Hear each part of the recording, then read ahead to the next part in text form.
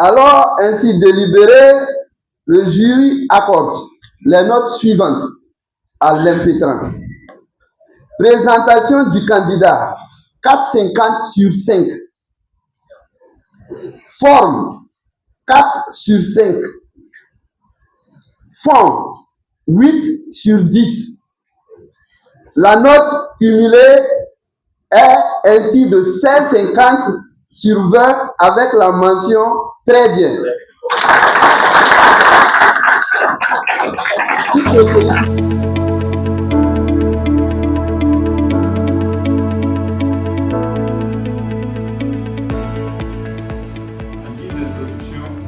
Baruch Michel dirait ceci, je cite: l'insécurité est un phénomène complexe et multidimensionnel touchant plusieurs sociétés contemporaines. Fin de citation.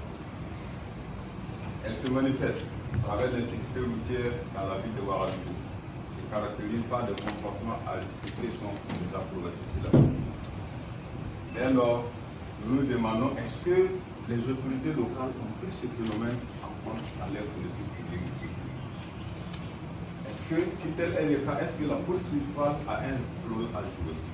D'où notre thème, contribution de la police municipale dans la lutte contre les approbations.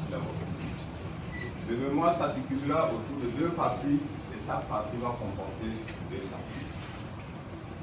Comme objectif de l'étude, nous avons un objectif général. Nous allons analyser la contribution de la police municipale dans la lutte contre les approbations sur la voie publique dans la ville de Ouagadougou. De manière spécifique, nous allons évaluer l'intégration de la problématique des approbations sur la voie publique dans les politiques publiques de sécurité. Nous allons également examiner les stratégies de prévention et de répression adoptées par la police municipale et proposer suggestions d'amélioration. La démarche méthodologique suivie pour réaliser ce travail a consisté en l'exploitation des sites, entretien avec des personnes ressources, recherche documentaire et bien sûr des opérations directes sur les terrains. Les cadres méthodologiques, la problématique, la typologie et sa progressivité, la voie publique. Comment? Cadre méthodologique, nous avons fait un résumé de quelques documents qui traitent de la question.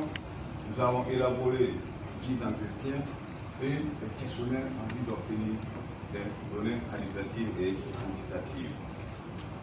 Comme problématique du phénomène, nous disons qu'il y a des facteurs liés aux politiques publiques de sécurité. Il faut dire que les acteurs de lutte maximisent trop sur la répression que la prévention.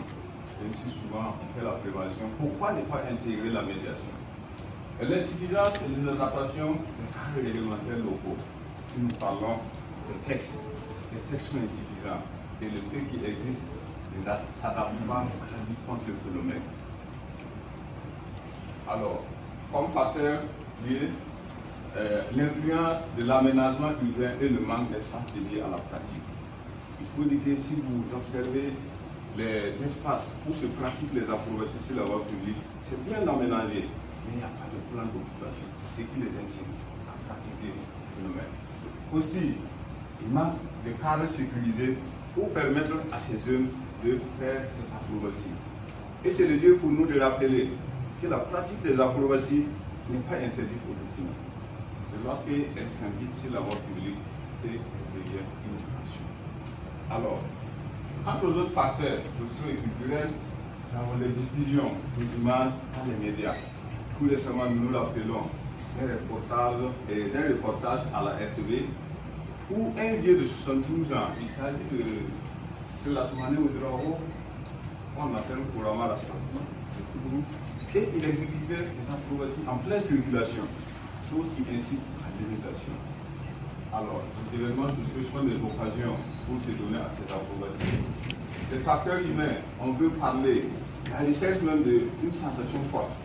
Nous allons parler de goût de risque et sans oublier la consommation d'alcool. Et tout cela parce qu'ils sous-estiment même les dangers liés à la pratique en cas de chute. Alors, nous avons les défis d'éducation. Là-bas, il faut observer deux volets. Il y a l'éducation de base qui devait être assurée par les parents. Et il y a l'éducation formelle. Ça, c'est le rôle de l'État à travers les écoles. Alors, voici une image illustrative des approbations pratiquées lors d'un mariage à l'arrondissement 11 de Ouagadougou.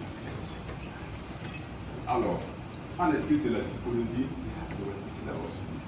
Nous les avons subdivisées également en deux volets, selon la nature de l'activité et selon les moyens utilisés. Selon la nature, on peut avoir des activités artistiques, c'est-à-dire des activités qui sont encadrées par des textes et qui ont une base légale. Et comme des activités sportives où c'est les loisirs, les simples loisirs, et tout un chacun on les sent. Selon les moyens utilisés, on peut faire des acrobaties avec des patins roulettes, avec des motos, avec des véhicules. Alors, voici des images qui illustrent des moyens utilisés pour faire des acrobaties à la ville de Ouagadougou. Il faut dire qu'au plan national comme au plan local, il n'existe pas de texte qui traite de façon spécifique le phénomène des acrobaties sur la voie publique. Il faut dire que la pratique des acrobaties sur la voie publique constitue une menace directe sur la vie humaine. En ce sens que ça crée des accidents. Et s'il y a des accidents, bien sûr, il y aura des blessés corporels, il y aura des dégâts matériels. Alors, sans oublier souvent les pertes humaines. Au plan sanitaire, dès lors qu'il y a des blessés, il faut dire qu'il y aura des évacuations et cela va constituer une surcharge pour les structures sanitaires et également cela va exercer une pression sur le personnel soignant. Alors, voici des images qui illustrent parfaitement les conséquences liées aux acrobaties sur la voie publique. La première image montre un véhicule qui a écrasé 19 vélomoteurs dans un cortège de mariage. Et la deuxième image montre un acrobate qui a perdu le contrôle de son agent et qui a fini sa course derrière un véhicule. Voici un tableau récapitulatif des accidents qui nous a été fourni par la section des accidents du service régional de la circulation et de la sécurité routière du Cameroun. La contribution de la police municipale à la lutte contre les acrobaties là-bas. Elle se résume en des actions de prévention et des actions de répression que nous avons intitulées ici actions avant la commission de l'infraction, actions pendant la commission de l'infraction. Comme action directe, nous voulons parler des actions menées par la police municipale en contact physique même avec son public cible. Et les actions indirectes sont des actions que la police municipale passe à travers un canal pour atteindre son public cible. Il s'agit des médias, des plateformes WhatsApp ou des numéros verts et sans oublier les associations. Alors, voici des images qui montrent la police des écoles en train de faire des sensibilisations au lycée et au collège. Et ce tableau récapitule les sorties durant 2015, 17 polices des écoles. 12 sorties, 3890 personnes poussées.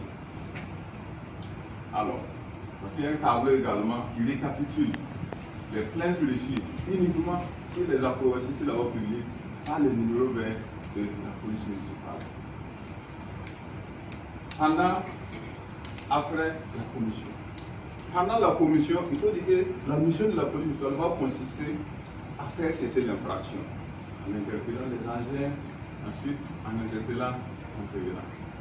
Action après l'infraction. Dès lors qu'on a procédé à ces interpellations, il faut payer les amendes forfaitaires. Alors, et dès lors que l'infraction quitte hors cadre même de la contravention, il faut monter une procédure judiciaire pour présenter les intéressés devant les juridictions.